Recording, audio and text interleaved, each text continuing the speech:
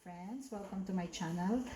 I am teaching you today the easiest pasta you could ever think of. It's called Aglio Olio with Hungarian sausage.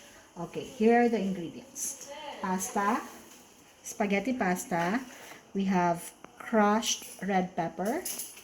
Any seasoning, any herbs you have in the house, you can use it. I have basil, oregano, thyme, tarragon, and Italian seasoning. So this is it. What I found in my pantry, so I'll use them. Maybe around half teaspoon each.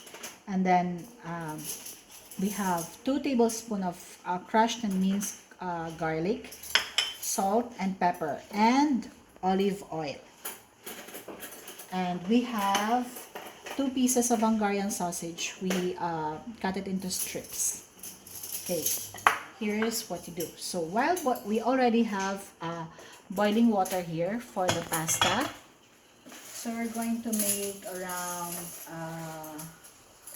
400 to 500 grams of pasta for today. So this is this much. Okay, so that's our pasta. So while our pasta is cooking, we have to start making our olive oil sauce. Okay, let's put in enough olive oil to cover your whole pasta. So around 3-4 cups of olive oil for this one. And then we'll just heat it a little because olive oil usually burns fast. So we have to start putting our garlic while it's not that hot yet, so as not to burn also the garlic. So make sure that while cooking your pasta, you're already starting to cook your sauce, olive oil sauce. Okay, so then we have to check once in a while, make sure that the pasta doesn't stick together and they'll be cooked perfectly. Okay,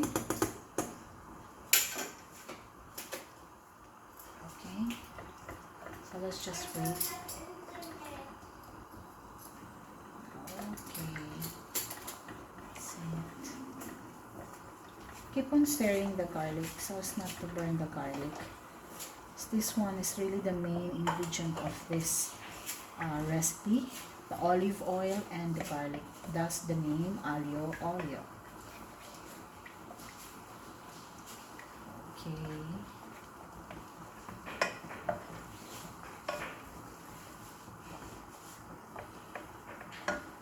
Please don't overcook your pasta. Check it once in a while.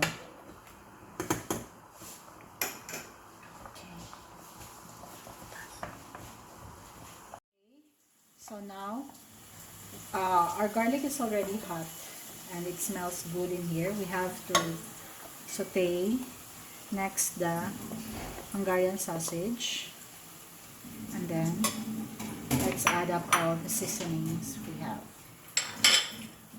About 3/4 teaspoon of salt, black pepper,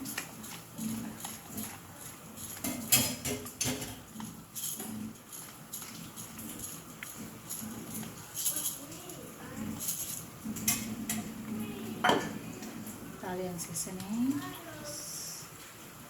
half around 1 teaspoon. So the tarragon,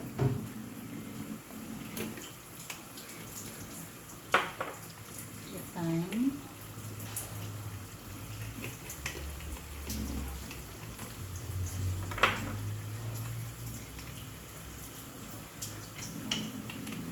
and the basil.